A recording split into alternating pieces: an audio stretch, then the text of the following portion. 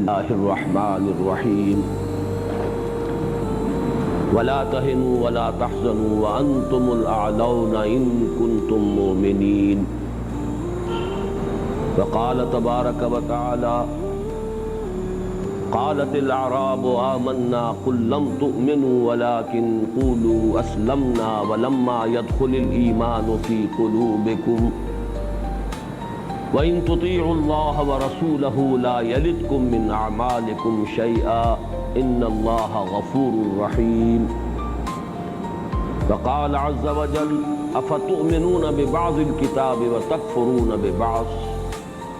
فَمَا جَزَاءُ مَن يَفْعَلُ ذَلِكَ مِنكُمْ إِلَّا خِزْيٌ فِي الْحَيَاةِ الدُّنْيَا وَيَوْمَ الْقِيَامَةِ يُرَدُّونَ إِلَى أَشَدِّ الْعَذَابِ وَمَا اللَّهُ بِغَافِلٍ عَمَّا تَعْمَلُونَ صدق اللہ العظیم رب اشرح لي صدری ویسر لي امری واحلل عقدۃ من لسانی یفقہوا قولی۔ معزز حاضرین، ڈاکٹر محمد راشد رندھاوا صاحب کی تجویز پر جو یہ ایک خصوصی نشست کا اہتمام ہوا ہے، اس کے ضمن میں آج میں نے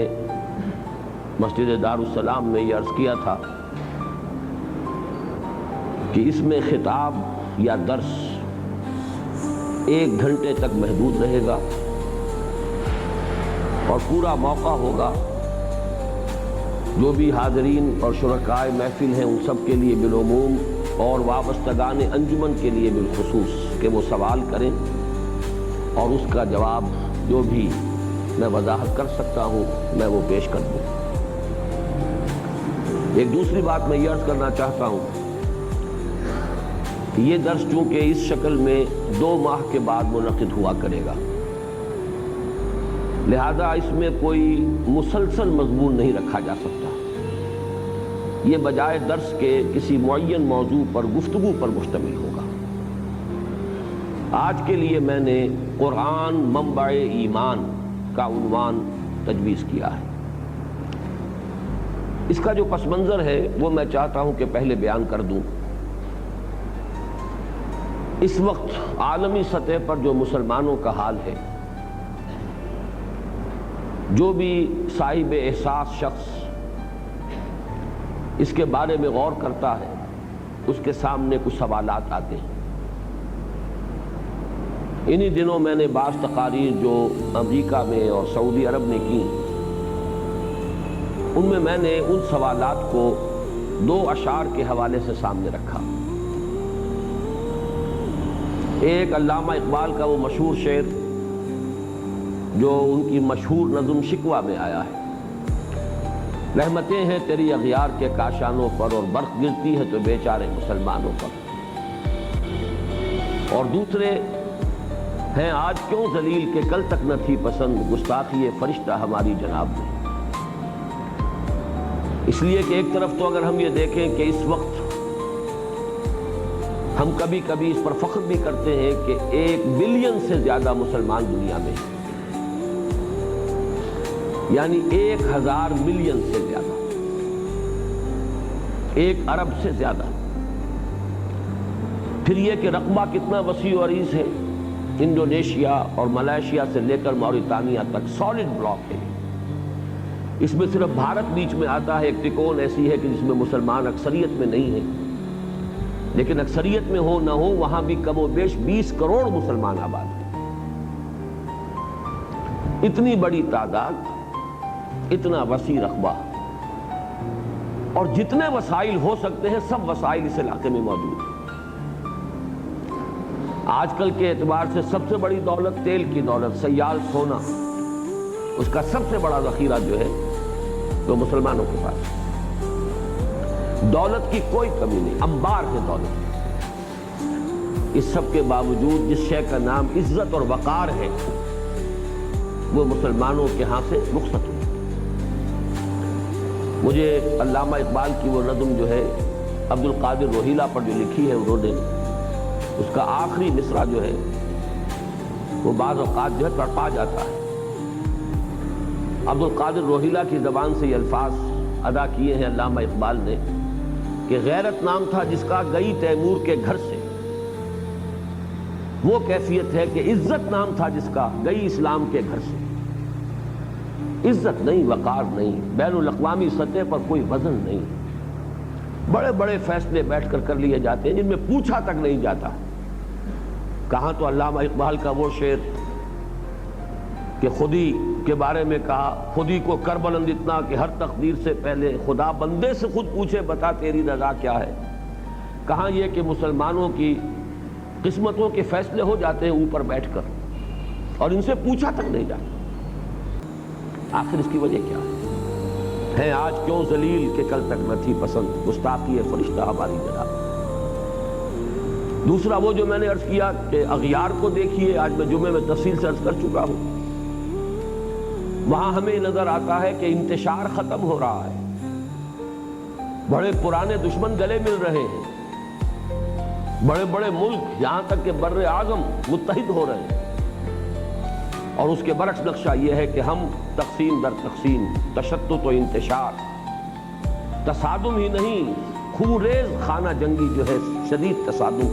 اس کا نقشہ امت مسلمہ پیش کرتی ہے۔ دو جرمنی ایک ہو گئے، دیکھتے ہی دیکھتے پورا یورپ ایک اقتصادی وحدت کی شکل تو کتنے ہی سال ہو گئے کہ اختیار کر چکا ہے، اور اب تو واقعہ یہ ہے کہ ورچوئل یونیفیکیشن آف یورپ سامنے ہے۔ اس میں رکاوٹ اگر تھی تو جرمنی ہی کی تھی، اور وہ رکاوٹ دور ہو چکی،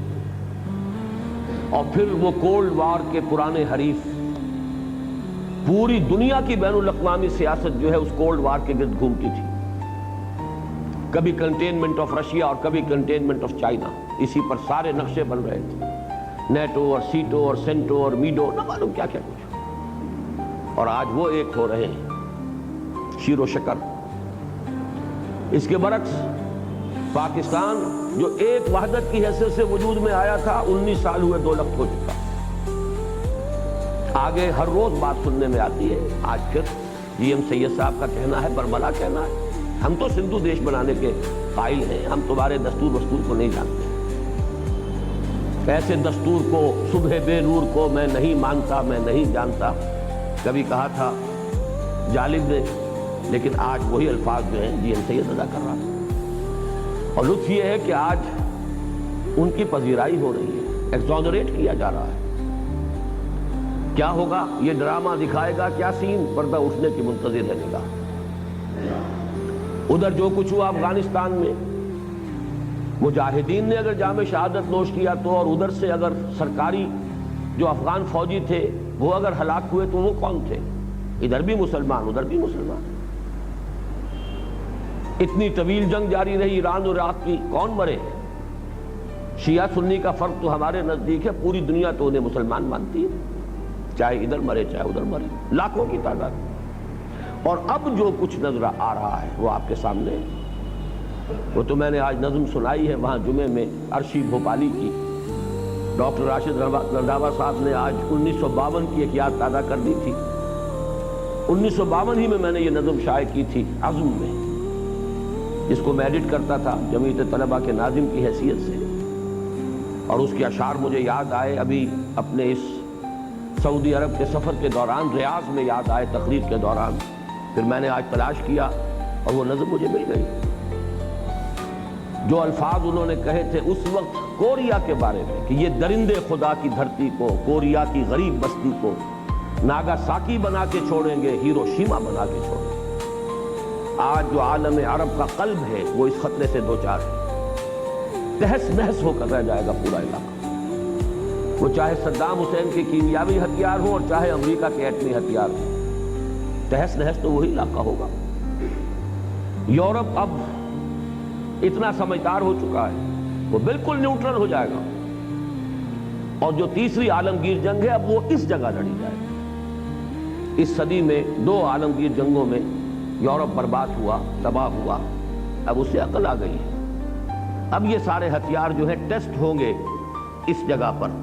تاکہ اصل نقصان انہیں نہ پہنچے، مسلمانوں کو پہنچے، اور ظاہر ہے ادھر سے بھی مریں گے تو مسلمان، ادھر سے مریں گے تو مسلمان۔ یہ ساری کیفیات ہیں، سوال ان دونوں کا ایک ہی بنتا ہے، ایسا کیوں ہے؟